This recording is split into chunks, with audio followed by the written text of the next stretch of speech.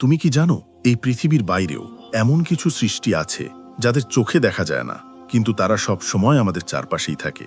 তারা না মানুষ না জিন, তারা হলো ফেরেশতা। আজকের এই ভিডিও থেকে আমরা অনেক গুরুত্বপূর্ণ বিষয় জানতে চলেছি। ফেরেশতাদের সৃষ্টি ও রহস্য, ফেরেশতাদের দায়িত্ব ও তাদের বাস্তব কাহিনী। কোন ফেরেশতার কি কাজ, কি দায়িত্ব ও আমাদের জন্য কি করেন, সবকিছু জানবে এই একটা ভিডিওতে। আর মানুষের জন্য বিশেষ কিছু শিক্ষা। আল্লাহ তাআলা ফেরেশতাদের সৃষ্টি করেছেন নূর বা আলো থেকে। রাসূলুল্লাহ সাল্লাল্লাহু আলাইহি ওয়াসাল্লাম বলেছেন, ফেরেশতারা নূর থেকে সৃষ্টি, জিন সৃষ্টি আগুন থেকে, আর মানুষ সৃষ্টি হয়েছে মাটি থেকে। ফেরেশতারা খায় না, ঘুমায় না, কোনো পাপ করে না। তাদের জীবনের একমাত্র কাজ আল্লাহর আদেশ মানা।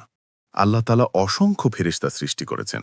কেউ আকাশের পাহারায়, কেউ রিজিক বন্টনে, কেউ কিয়ামতের প্রস্তুতিতে, কেউ মৃত্যুর সময় আত্মা সংগ্রহে, কেউ পাহারাদার, কেউ দোয়া পৌঁছে দেয় আল্লাহর দরবারে। তারা কখনো আল্লাহর আদেশ অমান্য করে না।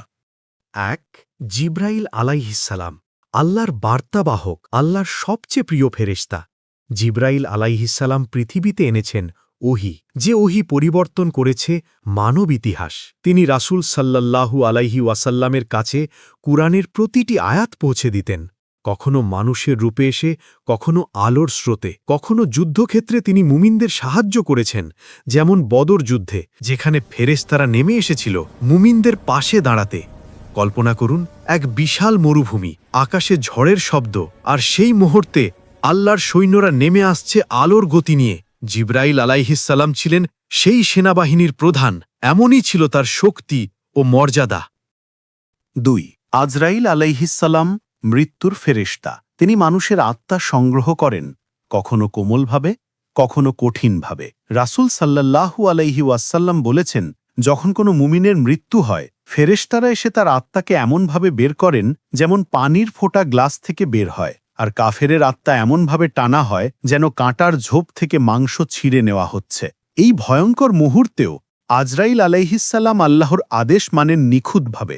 তিনি কখনো নিজের ইচ্ছায় আত্মা নেন না, শুধু আল্লাহর আদেশে। ৩. ইসরাফিল আলাইহিসসালাম, কিয়ামতের ঘোষক। ইসরাফিল আলাইহিসসালাম সেই ফেরেশতা যিনি কিয়ামতের দিন শিঙ্গা ফুঁকবেন।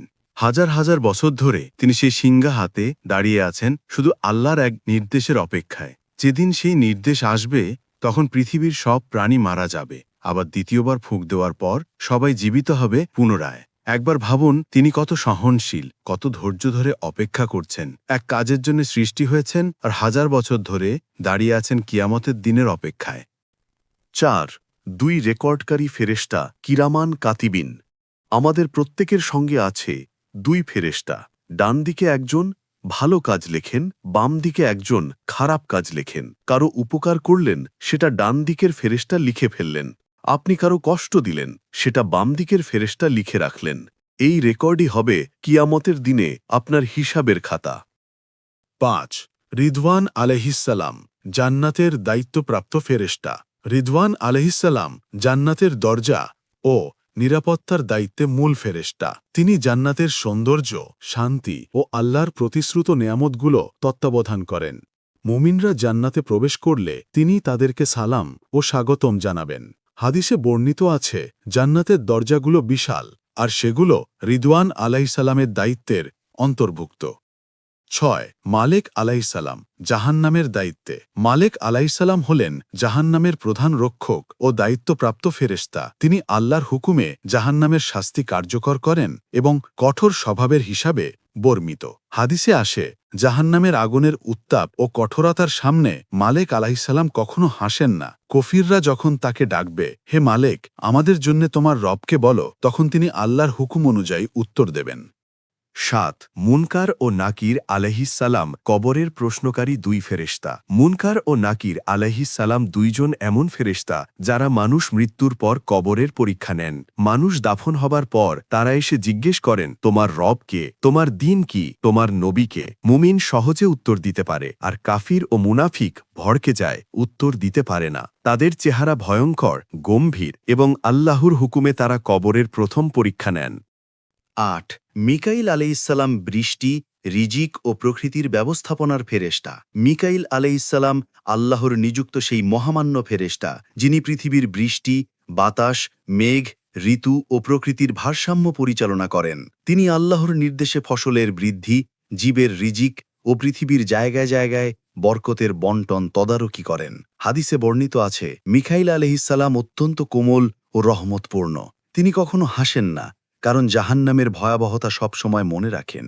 মিকাইল আলাইহিসসালাম নদী, সমুদ্র, বাতাস, বৃষ্টি সবকিছু আল্লাহর নির্দেশে নির্ধারিত সঠিক সময়ে পৌঁছে দেন।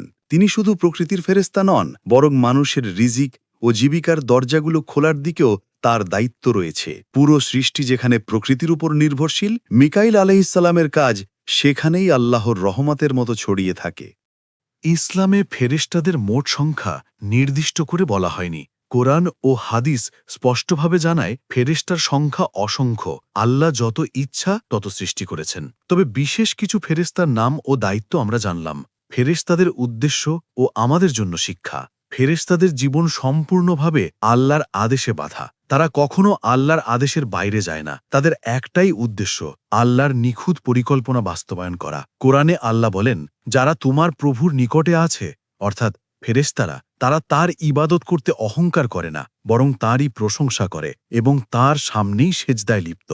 কিয়ামতের দিনে ফেরেশতারা আল্লাহর আরশের চারপাশে থাকবে। তারা বলবে, হে আমাদের রব, তোমার প্রশংসা মহান। তুমি যাদের রক্ষা করেছ তারা প্রকৃত সফল।